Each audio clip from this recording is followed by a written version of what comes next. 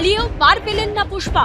প্রায় 2.5 সপ্তাহের লুকোচুরি শেষে রাজ্য পুলিশের এসটিএফ এর জালে ধরা পড়লেন জাহাঙ্গীর খান। ভারত নেপাল সীমান্ত থেকে পাকড়াও করা হলো তাকে। তোলাবাজির অভিযোগে গ্রেপ্তার হলেন অভিষেক বন্দ্যোপাধ্যায়ের ঘনিষ্ঠ বলে পরিচিত তৃণমূলের দাপুটে নেতা। রাজ্যে পালাবদলের আগে নিজেকে পুষ্পা বলে জাহির করে হুঙ্কার ছাড়তে দেখা গেছিল জাহাঙ্গীর খানকে। আমরাও পুষ্পা, ছুটেগা নেই। সেই জাহাঙ্গীর খানকে ধরা দিতে হলো পুলিশের পাতা ফাঁদে।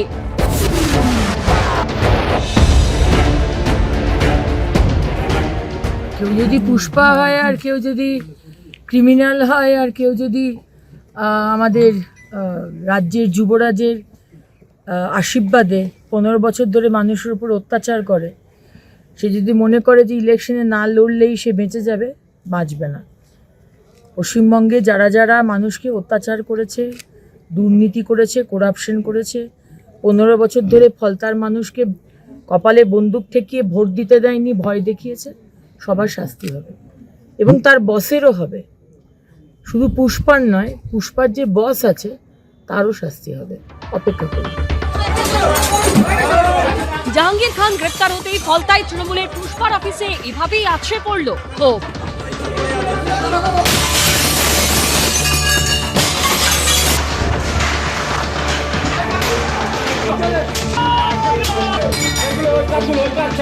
পুনর্নির্বাচনের মুখে ভোটের ময়দান থেকে পালিয়েছিলেন ফলতার তৃণমূল প্রার্থী জাহাঙ্গীর খান। 21শে মে যে রিপোল আছে, সেই রিপোলের কন্টেস্ট থেকে আমি নিজেকে দূরে সরিয়ে নিই। 21শে মে ফলতায় পুনর্নির্বাচনের 18 দিনের মাথায় গ্রেপ্তার করা হলো ফলতার পরাজিত তৃণমূল প্রার্থীকে। ভারত নেপাল সীমান্তে বাড়ি ভাড়া নিয়ে থাকছিলেন জাহাঙ্গীর খান।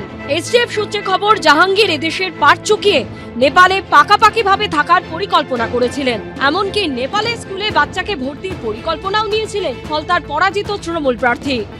যাদের কাছ থেকে কিন্তু জাহাঙ্গীর খানকে গ্রেপ্তার করেছে এসটিএফ, এবং এক্ষেত্রে হচ্ছে ডায়মন্ড হারবার জেলা পুলিশ, পাশাপাশি হচ্ছে এসটিএফ এর টিম দার্জিলিং পুলিশকে সঙ্গে করে নিয়ে, দার্জিলিং জেলা পুলিশকে সঙ্গে করে নিয়ে একটা স্পেশাল তারা রেড কিন্তু কন্ডাক্ট করে এবং সেখান থেকে গ্রেপ্তার হয়েছে জাহাঙ্গীর খান।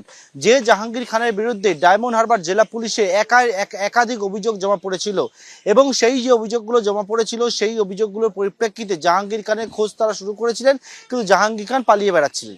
সেই জাহাঙ্গীর খান হচ্ছে নেপালে পালিয়ে যাওয়ার চালক, এমনকি নেপালের স্কুলে নিজের সন্তানকে ভর্তি করে পাকাপাকিভাবে নেপালে থাকার তার পরিকল্পনা ছিল বলে জানা যায়। ফলতায় ভোটের সময় জাহাঙ্গীর খানের টিকিট দেখাও মেলেনি। রাতারাতি উধাও হয়ে গিয়েছিলেন ফলতার তৃণমূল প্রার্থী। জাহাঙ্গীরদা বাড়িতে আছেন? জাহাঙ্গীরদা বাড়িতে আছেন? ফলতায় পুনর্নির্বাচনের সময় জাহাঙ্গীর খানের নাম শোনা গেছিল মুখ্যমন্ত্রী শুভেন্দু অধিকারীর মুখে। কোথায় পুষ্পা? কোথায় আপনি? দেখতে পাওয়া যাচ্ছে না? 2021 পোস্ট পোল ভায়োলেন্স, জাতীয় মানবাধিকার কমিশন 19 জনকে নটোরিয়াস ক্রিমিনাল ঘোষণা করেছিল, যার মধ্যে এই ভাইপোর জাহাঙ্গীরও ছিল। আমার উপরে ছেড়ে দিন, আমার উপর ছেড়ে দিন, আমি ওর দায়িত্বটা নিয়ে গেলাম। অবশেষে তাকে জালে পড়ল শুভেন্দু অধিকারীর সরকারের পুলিশ। পার্থপ্রতিম ঘোষ, গৌতম মণ্ডল ও মোহন প্রসাদের report, ABP Ananda.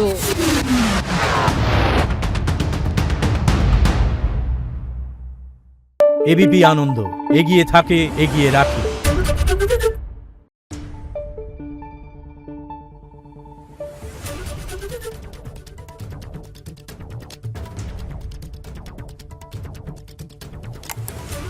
Thank you.